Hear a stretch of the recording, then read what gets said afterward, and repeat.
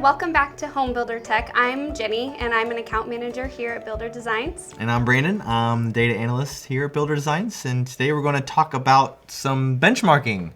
I'm ready to do it. So basically, benchmarking is pretty simple, really, in theory here. We have over 400 home builder websites that we host and manage, and so what we're able to do is we're able to aggregate all of that data and utilize that data to drive marketing strategy. So we can look at what our partners are doing, how it compares to the industry, and use that as our compass to guide marketing strategy. Yeah, exactly. So we want to take you through our data-driven approach and how we use our tried and tested marketing formula to solve a variety of marketing problems. So our formula comprises of driving traffic, optimizing content, and then analyzing. And you never want your marketing strategy to get stagnant or not have a clear direction. Right. So, benchmarking can help your strategy because you can evaluate what you're doing against other builders of maybe your size, the type of home you build, maybe even some other builders in your area. So benchmarking is one of those things that we've always wanted to do. We've always wanted to kind of get there. A lot of times on our calls, our partners are going to be asking, what's our competition doing, or what are you seeing around the country? And a lot of times the only exposure they have to what other builders are doing are what they're hearing from their colleagues, maybe someone in their Builder 20 group. And so what we've been able to do is gather all of this information and try to find some patterns. What are Builder A, Builder B, Builder C doing correct, doing right, doing well, that we can, say, hey, this is the thing that works, without obviously giving away any sort of secrets or, violating any sort of privacy or anything like that. So, what we're going to, and what we're finding is, especially with COVID, that everything has kind of been thrown out the window as far as that goes. So, but yeah, the last 3 months have been very interesting, albeit, very sad for a lot of people around the country. What would you say are kind of the biggest pain points or things we've been seeing through this pandemic and things that we've been trying to tackle and address with all of our clients? Sure. So, COVID hit seemingly overnight. Yeah. You woke up to headlines that were even more grim than what you went to sleep with. And Yeah. so what that allowed, or what opportunity that presented us with, is that a lot of builders, a lot of companies, every company, we had to do this here at BD. We had to pivot.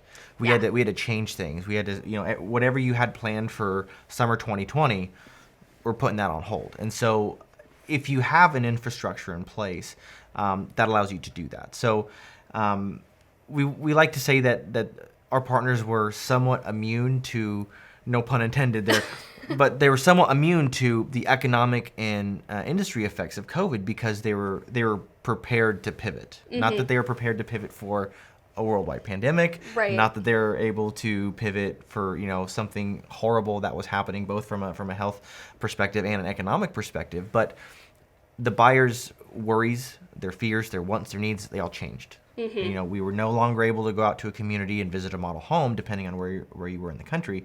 And so a lot of builders had to change, and they had to change quickly. Yeah. And if you didn't invest in that digital infrastructure, it was really hard to do it because you needed all of those things right now, today. Yeah. And so Yeah. because most of the builders that we work with already have those things, it was a simple matter of, hey, let's get on a call, let's talk about content strategy, let's talk about voice, what's going on in your local governments, what's going on in your local market, and then let's go from there. It was kind of like we had to just hit the reset button on any marketing strategy we had to deal with our current situation, and a good marketing infrastructure allows you to do that. Yeah. So basically what you're saying is if you already have the framework in place now, it makes it a little bit easier to adapt when the unexpected comes along. Sure. And you're thrown a curveball like everybody's staying at home, Right. And no one's allowed to touch each other or be Right. within 6 feet Right. of each other, and you have to still figure out how your business functions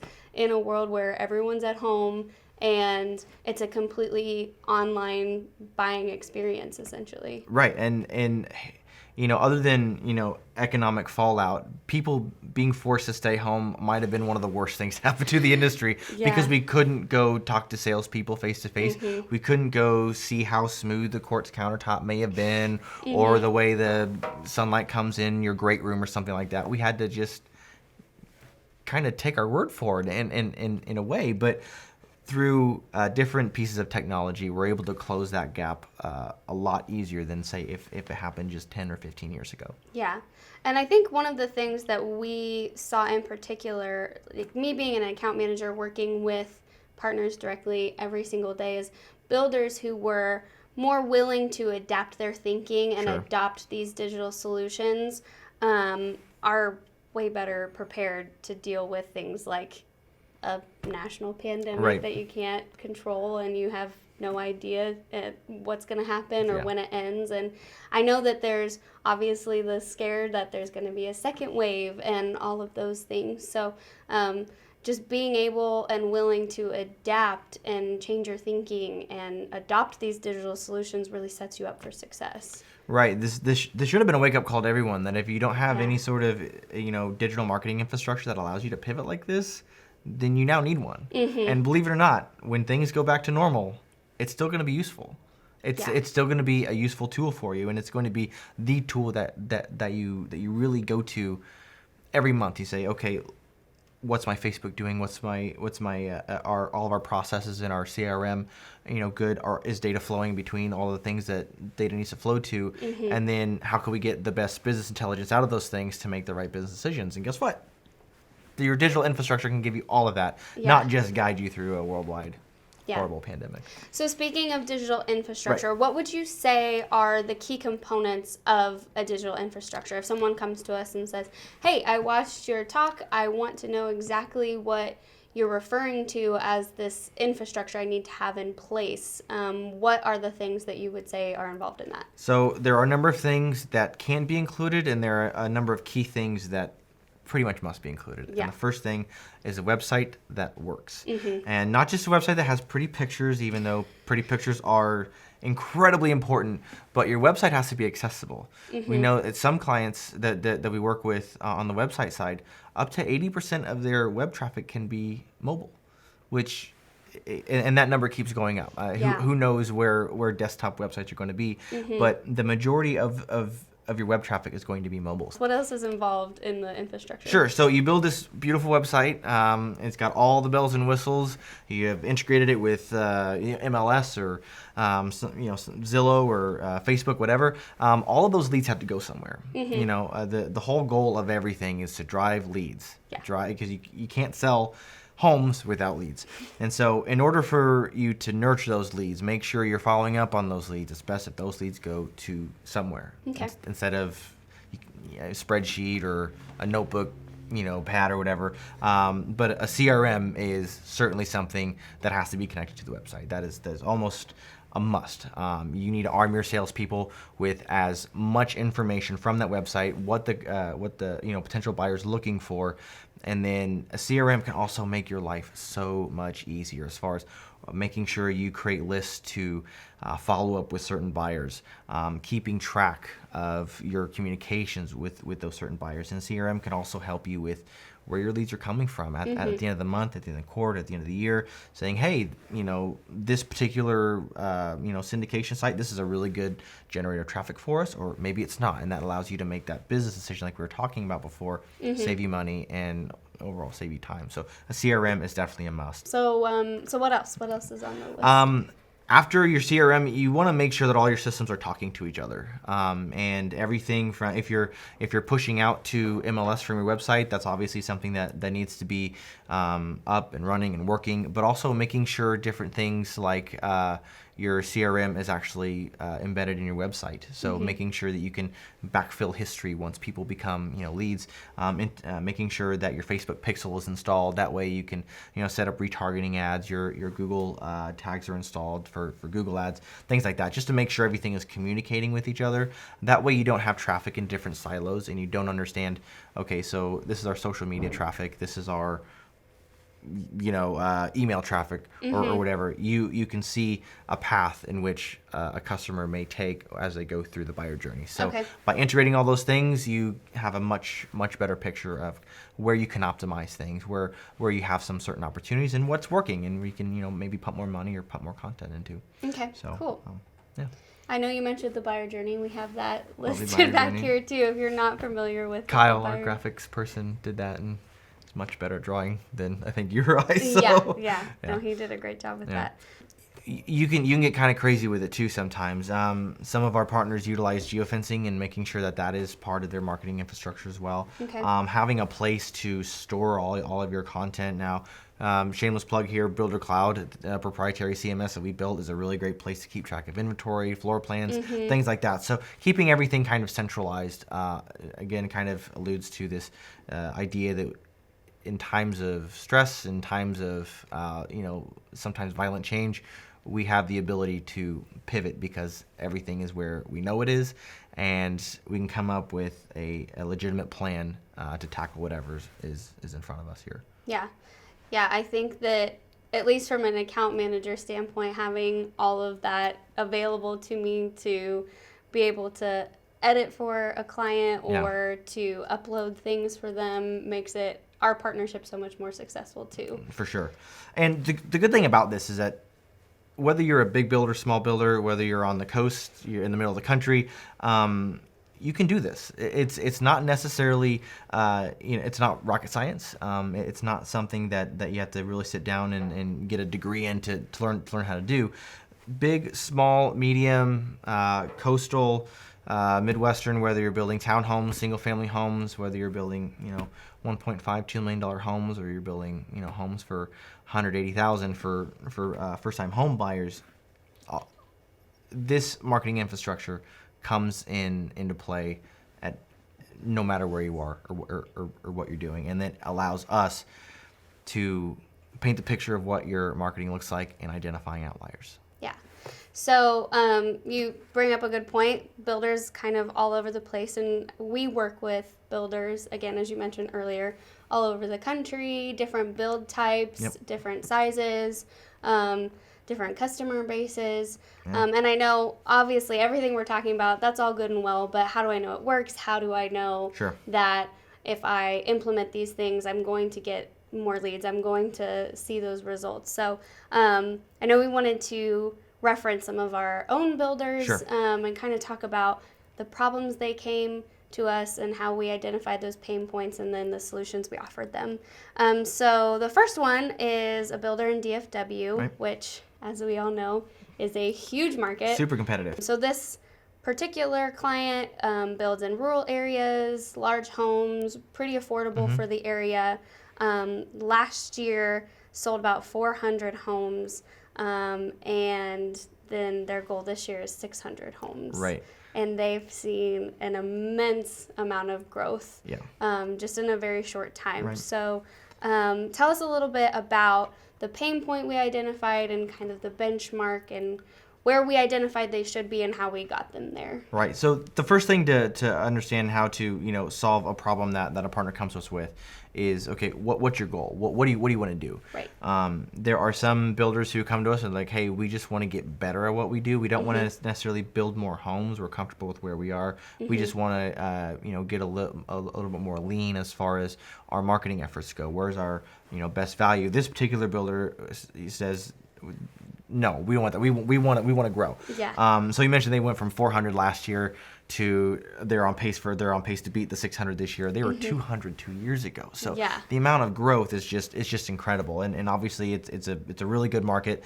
But there's gonna come a point where and they knew this, that they were gonna maybe plateau and say, okay, so when does this growth kind of stop? And so our goal in this was to make sure that growth keeps going up and up and up and up. And so the first thing we generally start with are what the website traffic looks like. What does the website traffic look like? Are we driving enough traffic to build this potential buyer funnel? Are we filling the pipeline with qualified buyers? And so that was our biggest thing, was making sure the traffic was of good quality and making sure those buyer or those potential buyers were becoming leads. And so something that we really looked at was, they came to us and said, what do we do? And that's a really good feeling for a marketer. Yeah. You know, it comes to, hey, what are our options? And we say, oh, well, all right, okay, we got a lot of options They're here. endless, yeah. And you know, we already had buy-in from their end, and so obviously they're an amazing partner to work with.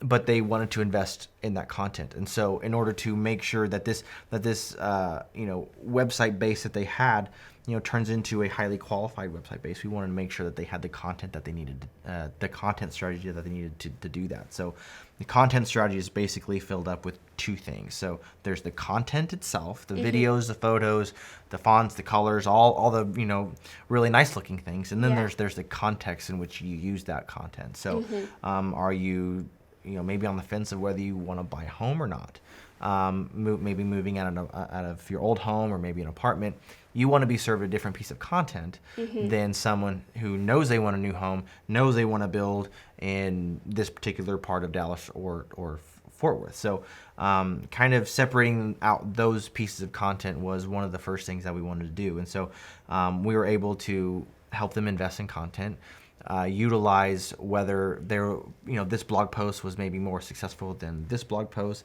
and just blogging in general. I mean, they have so many different competitors in that market. Standing out as from an SEO standpoint is certainly a challenge, right? But doable if they're growing. And so blogging, we were helping them with emails, getting their email open and click rates right where they need to be. That way, when they do have you know, potential buyers in their CRM, shameless plug there, that the broadcast emails are effective. Website traffic grows year after year in our industry. That's one thing that we found across the board. So if you look at your website traffic in 2019 and compared it to 2018, it should be higher all across the board. Okay, that's great, but how do we use that? Well, we want to gauge on how much that website increase. So should see a 5 to 10% increase year over year. But in some instances, they were seeing some like 50% increase in overall website traffic. That's which crazy. is kind of mind-boggling. Yeah. And we have a few more stats a little later that it's going to get even a little more crazy when we talk about like maybe you know, a few smaller builders, but the amount of leads that they were able to bring in with those particular website users, it really has been amazing to see. So and having a good social media presence, they post 5 to 7 times. They've utilized influencer marketing, which is always a new hot buzzword, but they were able to do it, which is really awesome. And all that, you know, kind of lends to driving more traffic. All that kind of lends to driving more highly qualified traffic that bounces less, visits more pages per session, and overall, you know, stays on site longer and looking at homes. So that's one of the main things that we were able to benchmark there. Okay, so switching gears a little bit from our previous builder, the next builder is totally opposite. In every way. Urban townhomes focused on energy efficiency. They're up in Seattle. Even though they're not clarified as a custom builder, we sort of treat them that way for reasons you'll explain. Sure. So last year they built between about 25 to 30 homes, and their goal is 50 this year. Right. And this is one of my clients I work with, and they launched a community in mid to late April, which was the worst time possible. An interesting time Right. to decide to launch a new community. And so they were a little bit hesitant on their goals, kind of had a low, they were shooting pretty low for those. Right. There are about 8 homes in this community, and they were shooting for about 1 a month, maybe 2, and they sold 1 a week for the first 3 weeks, and then after that it was like 2 a week until they were gone. They sold their last one a week ago. So, I mean, it's just been kind of a crazy... When you have it all in place, yeah, you can do that. Yeah. Exactly. So what did we identify as their pain point, the benchmark we were really shooting for them? Yeah, so when they first came to us, they had a WordPress website, just like many of our partners do. And honestly, a WordPress website is a not bad place to start. If you're not really sure where to go, a lot of times that's where people go first. And a lot of times, local digital agencies will specialize in WordPress, and so that's why we get a lot of WordPress here. But as soon as we get WordPress here, we can't wait to switch them over to a mobile first React built website from us. Yeah. So that was kind of a pain point because that website basically made them invisible on Google, which is definitely not a good place to be. Right. I remember us sitting kind of around the table. I was talking with Scott. And Scott, who was in the previous discussion here earlier in the morning, but he was like, they're basically invisible right now. There's the amount of traffic they were getting was minuscule, almost like they were not getting any traffic. Oh, wow. So it's like, why have a website if no one's going to go to it? Yeah. And so that was our first thing. We need to build some sort of base here. And so what we did is we kind of went to the drawing board and say, okay, how do we get traffic? Well, to get traffic quick, because as you said, they kind of have these communities that come up and it's very cyclical. We need to get traffic quickly. And so we launched ads, Google ads, Facebook ads, etc. And so one thing that we were looking to get out of that, and so Facebook ads, Google ads, paid traffic is good. It's generally more top of the funnel type traffic, like we were talking about, building brand awareness, which is kind of a harder thing to quantify than leads, but it is something that we can see the long-term effects of. So whenever you start from nothing and get something, your increase in overall traffic is going to be crazy big. Yeah. They saw a 563% in overall traffic. That's a That's a lot. ridiculous number. But one thing that we did is all those paid traffic units resulted in a 26% increase in organic traffic. Wow. And so organic traffic is basically traffic you don't pay for. Okay, it's stuff that it's traffic that just kind of comes on naturally, and that's we'll get to the organic traffic a little more here when we talk about a few other builders. But we knew that's how brand awareness was being built, having that organic traffic that had not been to the website before. So okay, we're starting to make headway, and so Seattle has a lot of neighborhoods that are pretty well known, and so we were able to utilize a lot of that local builder type content there. Google My Business for them was huge. Of all their organic traffic, 51% of their organic traffic that they received came from people that weren't searching for them. We call that non-branded search. So if you have, Duke Home Builders and you search Duke Home Builders, that's branded search. They're searching for your brand. But if you were to say, new homes in Kansas City, and then you find Duke Home Builders, that is non-branded search. That's the holy grail of SEO, which we'll get into a little bit later. But Right.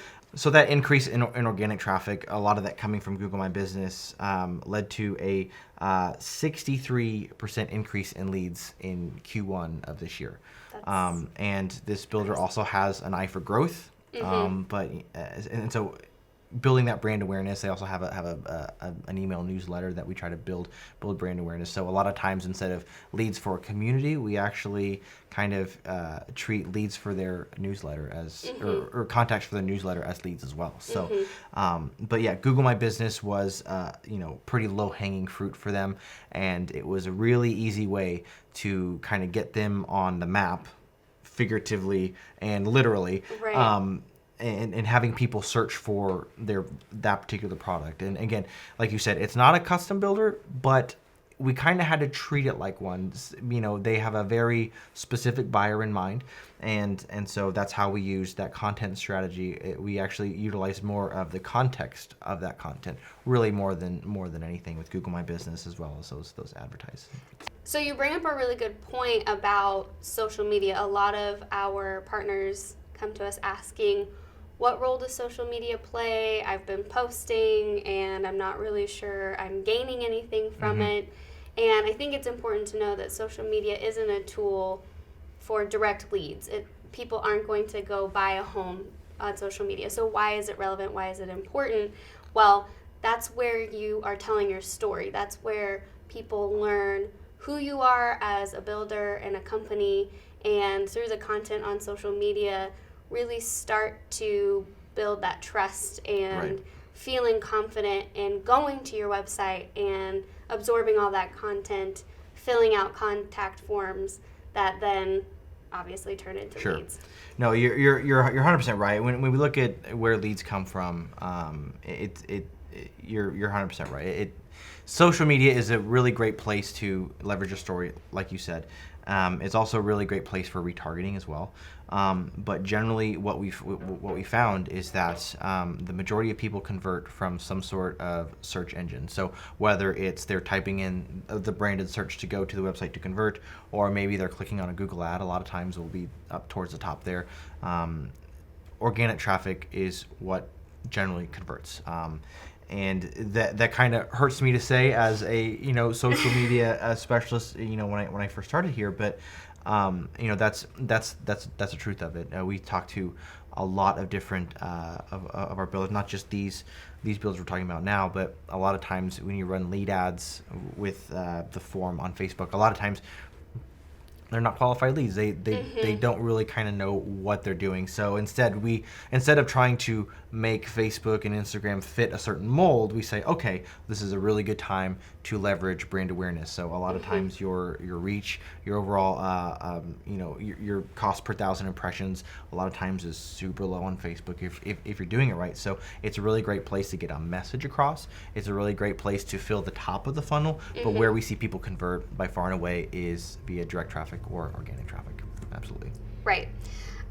Okay, so our next builder, huge builder, multi-state, 3,000 homes a Right. year, very corporate feeling, lots of moving parts. And one of the things that we sort of tackled right at the beginning was that every state has their own way of operating. Right. And so it was very siloed, very disjointed. And so figuring out how to centralize that voice, centralize that process. And something else we noticed too is that large builders like this are slower to adapt to new ideas, new technologies, and those kinds of things. So with those kind of two things in mind, what would you say is our biggest pain point and the outlier that we identified as really Right. needing our So attention? they actually came to us with their one pain point, and it's really easy to get a company to pivot when the owner of the company has a problem that he or she wants addressed as soon as possible. Right. So their biggest problem was they're a large builder, pretty well known, but their presence on Google was not where it should have been. If you have all of this traffic, and they have a lot of traffic to their website, and you're building in all these different states and all these different cities and all these different communities within these cities, within these states, you have a pretty large footprint. And so being able to utilize that large footprint, it was a pain point that they had. They didn't know exactly what to do from a search engine optimization standpoint. And so one of the first thing our SEO team did was utilize Google My Business. It's the lowest hanging fruit there is. And if you're unfamiliar with Google My Business, basically when you go to search for something on the right hand side of the search engine results page, you're going to see hours, locations, a map, some photos. That is your Google My Business profile. And so by you filling out those things, by you telling Google what you are, what you do, and where you are, based off of what people are searching for, your card might get pulled up first, and that for this particular builder, and really all of our builders, has proven extremely successful. So just a couple of numbers. So remember when I said that website traffic should increase roughly 5-10% year over year.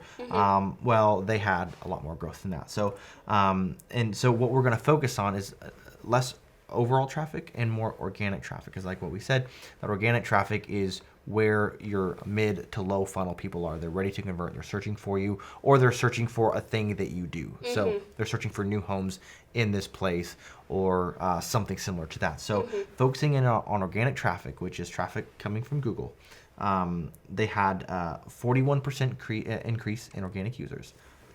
That's crazy. Big time. That's Awesome. crazy. And they had 40% more pages per session. So not only were they driving more people, but those people were more engaged with the website. They're browsing more pages.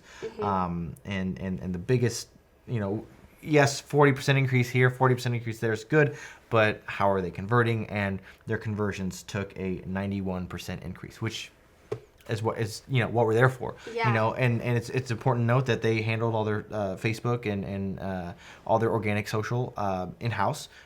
Incredibly effective. They had talented marketers there that were doing a really good job. The one piece of their puzzle that was missing was that organic traffic source. So that's something that we were able to come in and help them with. And I don't want to get too far into it because tomorrow Chip and Elizabeth are going to talk exactly about how to increase those leads through things like organic traffic and focusing kind of more on SEO. So they had so many different sub-markets and no real good way to organize that thing. Came in, organized all their sub-markets, all their Google My Business, did blogging, did everything right from an SEO standpoint, and we moved the hardest needle that there is to move in that large piece of organic traffic there.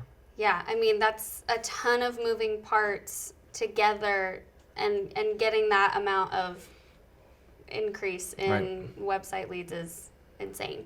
Yeah. That is truly insane. And yeah, you mentioned tomorrow Chip and Elizabeth will be talking more about SEO. Right. So if you And I don't want to steal this metric, but they had a particular keyword phrase that went from like number 24 on the Google search engine results page to number 2 and being featured on the map pack. So their pin kind of popped up at the top there. So it is a really kind of the keyword phrase that they really wanted to nail and through our concentrated SEO effort, they were able to get found on Google, which is incredibly important. Getting that organic traffic to where it should be is incredibly important. So our next builder is in the northern Colorado area. So talk to us a little bit about, I know we kind of just recently during the pandemic tackled a big problem with them, and it has seen incredible growth. Yeah, we talk about social media fitting a specific mold and wanting to do a certain thing for us, and this is this particular partner in Northern Colorado really kind of knocked it out of the park there. So, amidst COVID, they had traffic problems, just like a lot of other builders did, and so we wanted to kind of rethink our ad strategy and say, okay, what is it that's going to drive the most engagement on the website? We want to take this Facebook traffic that usually might get maybe 3 pages per session, might spend a minute and a half on site, which is completely normal. But we're like, what more can we do? And so it was kind of a perfect storm of they had some new products, they had some new messaging around COVID, and so what we were able to do is we were able to rethink their ad strategy, tweak some things around, making sure everything kind of matched up with the website. So when they clicked on the Facebook ad, they were able to click from the ad to the website, and it was all kind of one seamless experience. And so we were able to do that, and we had really, really great results. So our overall sessions increased by about 102%. But the one thing that we kind of liked is we had a 30% increase in returning users. So people who have come to the website and then come back, and that is key. And utilizing Facebook retargeting for that was super effective. But our main goal for this was to increase website engagement. We like to kind of look at website engagement not only as overall things that you do on the website, like click on the phone number or fill out a form, but also how long you stay on the website and how many pages you look at. So generally Facebook, we're like to 2 to 3 pages per session. We were north of 5. So we were able to more than double it in some cases. And that time on site also went up too. So we were able to drive more traffic that was more engaged and spread more of their message about everything different they were doing with COVID, as far as virtual tours, Matterport tours, all of those things through Facebook. That was a really good way for us to kind of, again, pivot on what's going on with their current local laws as far as being able to deal with those shelter-in-place laws. So it was a really interesting thing to do, and social media was a perfect way to accomplish that goal. Yeah, and they've really just seen a great recovery from all of coronavirus. So almost almost like it didn't even happen, which Sure. is really good for Yeah. them. Okay, so our last builder, single family homes, Oklahoma City area, price point about 250 to 400K, sold about 450 homes last year. So they're sort of an all-encompassing, Absolutely. use all of the marketing strategies, marketing formula. So what is kind of the big thing for this builder? Well, they kind of drank from a water hose as soon as they came on board. I mean, they're driving traffic, they're selling homes, they're selling spec homes, to be built homes. I mean, you name it, they're just on fire. And so, obviously eyeing a lot of growth, but they eyed a lot of growth. And so they came up here to KC and said, "Hey, we need 200 leads a month." And which is really, Very it's specific. really kind of, you kind of sit back like, oh, okay, well, we know where our goalpost is there. So that's something we were able to do. We said, okay, we have this particular goal. It's measurable, which is great. We didn't really have necessarily a time value put to it. We didn't need 200 goals by this date, but because so much land was purchased, because so much was already in the works, that we needed to somehow drive more traffic, more leads from record-setting years that they've been having. And so we kind of looked at each other like, well, we need to drive more website traffic. How do we do that? And so that's where we said, okay, we need to focus on specific campaigns. And that's where, again, we go back to the buyer journey, smart home technology, clean home technology. We wanted to focus on all of that. And again, Oklahoma City is a place where there are a lot of builders. It's very hot, both in temperature and how fast the market is moving. So how are they going to stand out? And so we brought in a brand new SEO strategy, which I think is kind of maybe the tipping point, that really the one missing piece of their puzzle that really completed their content strategy. They've invested in video, photos, you name it, and so we were given that goal in July when they came up here, and we were like, okay, well, hopefully by next summer we can really hit it. They were somewhere around 130, 140 leads, which at the time was record-setting compared to the previous years. We're like, oh, everything's great, and they come to us and say, hey, we need more. We're like, oh, okay, all right. How are we gonna get more? But by January, we had surpassed that goal, and that number keeps going up. We're 200 plus leads every single month, which is really good. And so even through coronavirus, even through Yeah. COVID. So some outliers that we saw is we could do more through Google Ads, we could do more through SEO as far as their rankings go, and they invested in us, and they said, hey, we really need to do this, and said, okay, well, let's do these particular things. Again, Google My Business, huge one. Writing long form blogs. Again, Chip and Elizabeth are going to go over all of this tomorrow. But it was a really interesting thing to see how their organic traffic got that much better, and that's why they saw a nice increase in leads. Yeah, and I guess as just sort of a summary for them, they are the perfect example of what a blended solution Absolutely. can give you. How much increase you can get, and just the amount of growth that's available to your fingertips Sure. when you are marrying all of these digital marketing solutions with SEO and really focusing on the hub of your marketing solution, which is your website.